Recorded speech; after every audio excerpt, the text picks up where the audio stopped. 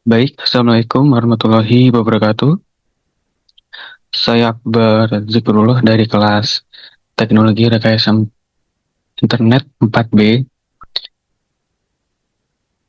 Kali ini saya akan mengerjakan tugas manajemen proyek TI.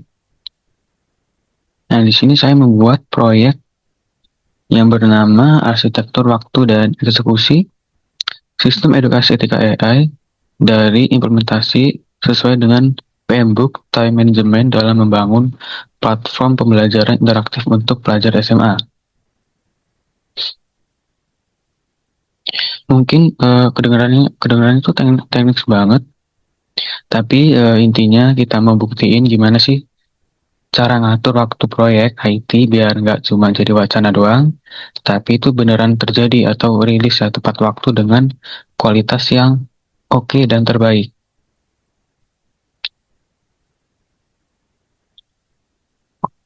Oke, kita akan masuk ke slide berikutnya.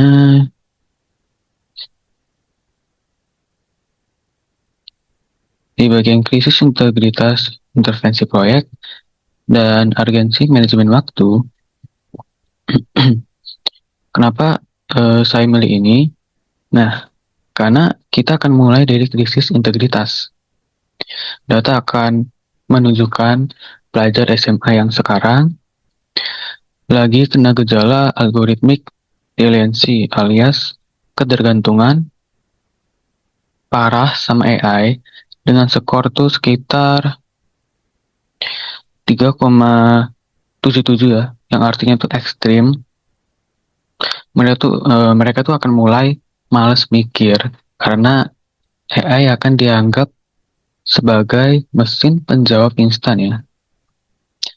Nah, lalu intervensi kita adalah merubah pola pikir itu lewat platform web edukasi interaktif.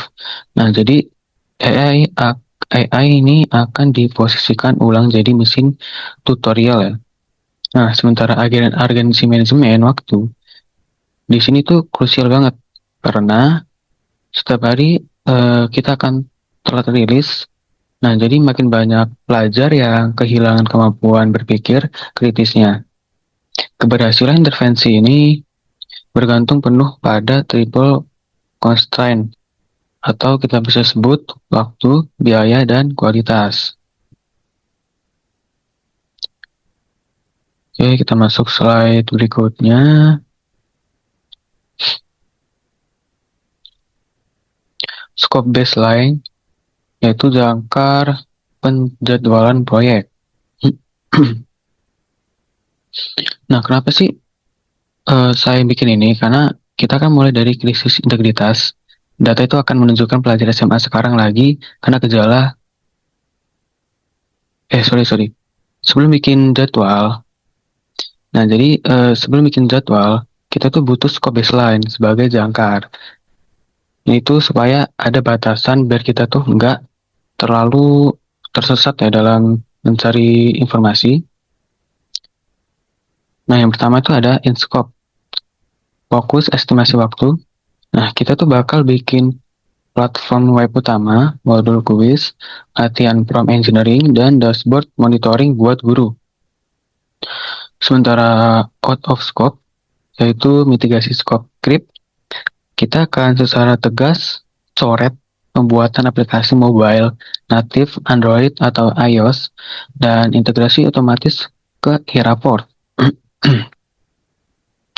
Nah, ingat, penjadwalan itu yang akurat itu akan ada batasan yang tegas. Aktivitas di luar baseline nggak bakal kita hitung dalam durasi proyek buat kunci efisiensi.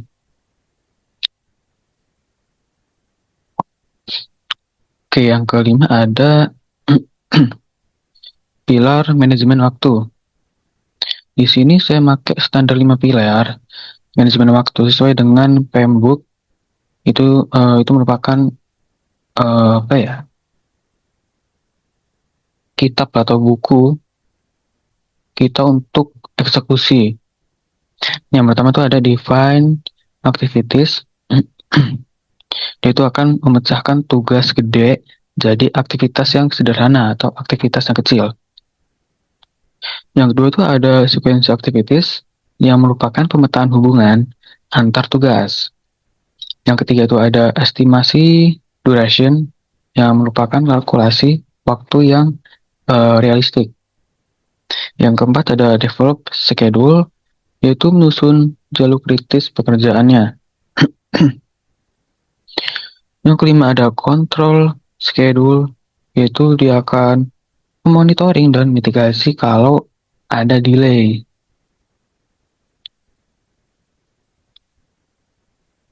Oke, kita masuk ke bagian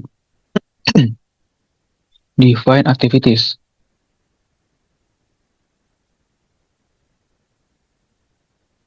Nah, sesuai dengan teori BMPM Book, di tahap ini tuh saya akan melakukan dekomposisi BBS, yaitu contoh praktisnya itu seperti di bagian back-end development. Nah, kita tuh nggak akan cuma nulis buat back-end doang, tapi kita akan pecah jadi aktivitas terukur setiap arsitektur server. Coding API, autentikasi user, merancang logika chatbot, sampai ngebangun algoritma deteksi plagiarisme pada pola dasar. Nah, dengan cara ini tuh, setiap unit pengerjaan jadi lebih jelas dan bisa dipantau progresnya. Oke, berikutnya ada sequence activities. Kita bisa lihat dari sequence activities itu tujuannya buat nentuin hubungan logis antar tugas supaya nggak ada bentrokan kerja. Nah, di sini kita bisa nyari peluang buat fast tracking, contohnya desain UI atau UX, chatbot, dan pengerjaan database prompt bisa jalan paralel. Tapi proses integrasi sistem chatbot itu bersifat absolut, yang artinya backend dan frontend harus kelar 100% dulu baru bisa digabung.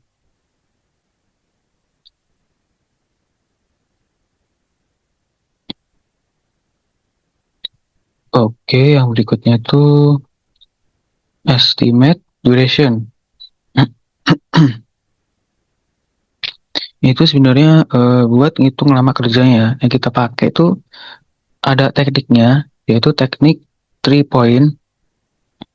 point estimation atau PERT. Itu tuh biar nggak kena bias kita ya. Nah, di sini biar kita nggak kena bias optimize, kita kan membuat fitur, yaitu fitur deteksi plagiarisme sederhana. Nah, di sini kita akan lihat dari kondisi optimisnya, yaitu O 3 hari kalau yang artinya O 3 hari kalau library itu langsung jalan. Most likely M, yaitu 5 hari karena butuh kalibrasi bahasa Indonesia. Kondisi pesimis atau P, 9 hari kalau ada limitasi library.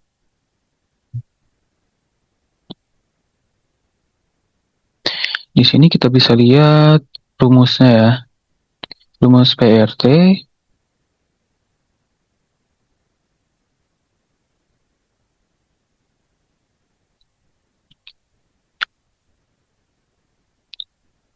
dari rumus PRT ini kalkulasi PRT 0 plus 4M plus P dibagi 6 hasilnya itu sama dengan 5,33 hari.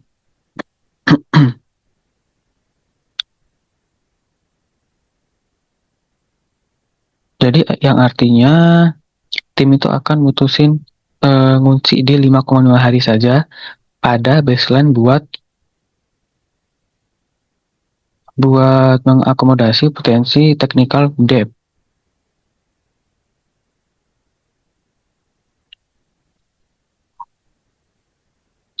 Itu lanjut slide berikutnya. Develop schedule. Nah, di develop schedule ini kita akan nyari critical path method atau CPM. Yang ini tuh adalah jalur terpanjang dalam proyek dengan nilai float sama dengan 0. Jalur ini tuh mulai dari identifikasi kebutuhan, desain ERD, pengerjaan coding, sampai UAT dan hosting. Kalau salah satu aja di jalur ini telat, seluruh release system kita bakal berantakan. Makanya jalur ini dapat perhatian ekstra dari tim pengembang.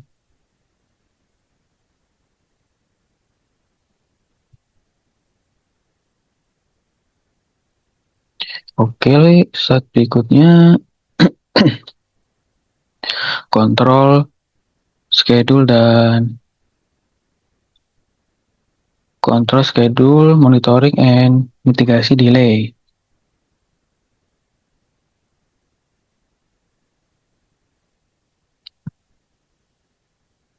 Di sini kita akan bisa lihat ada contoh red warning alert-nya ya, yang merupakan itu merupakan modul chatbot butuh optimasi query yang bikin jadwal tuh terancam mundur 3 hari. Kita langsung eksekusi intervensinya. Yang pertama tuh ada mitigasi 1 atau fast tracking.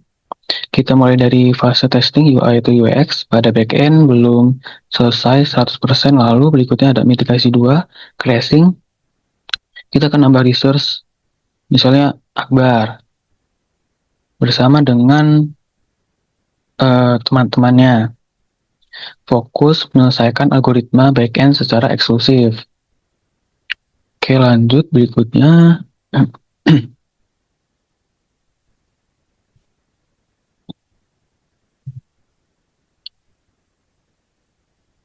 Analisis kendali dampak perubahan terhadap waktu. Nah, di sini tuh kita juga harus tegas soal perubahan fitur di tengah jalan. Nah, dalam analisis kendali, kita punya 3 skenario. Yang pertama tuh ada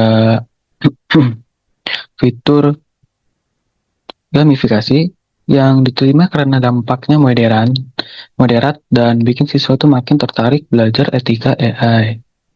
Yang kedua tuh ada machine learning complex, yang artinya dia akan ditolak karena nambah durasi sampai 50%. Yang ini tuh namanya scope creep parah yang bisa merusak jadwal. Yang ketiga ada integrasi sistem, contohnya e-report atau LMS. Nah, ini tuh akan ditunda dan diarahkan buat fase pengembangan, masa depan buat rilis utama nggak keganggu. Oke, slide berikutnya. Keselarasan kelayakan sistem dengan beban durasi. Oke. Nah, di sini kita juga harus pastiin tuh keselarasan kelayakan sistem. Nah, di sini ada kebutuhan non fungsional sangat mempengaruhi waktu. Yang pertama itu ada performance. Biar respon web itu kurang dari 3 detik, kita butuh waktu tambahan buat refactoring database-nya. Yang kedua itu ada availability, yang artinya kita buat kejar uptime yang bernilai 95%. Verimplementasi kita perpanjang buat cek stabilitas server. Yang ketiga itu ada usability, karena targetnya ada SMA. Alokasi waktu UAT harus lebih banyak biar antar mukanya itu beneran gampang dipakai.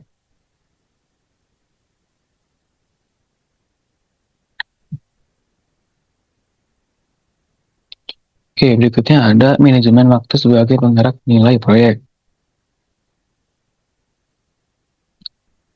Kenapa harus ada ini? Karena disiplin tuh terapkan pilar manajemen waktu, bikin arsitektur jadwal itu akan tahan banting sama masalah teknisnya.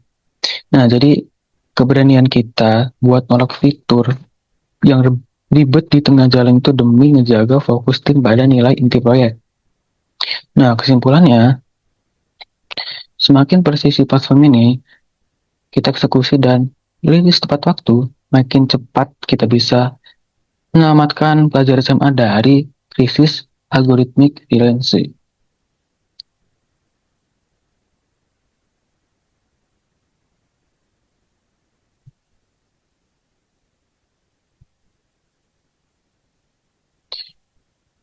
Oke, mungkin itu saja dari saya. Bila ada salah, saya minta maaf.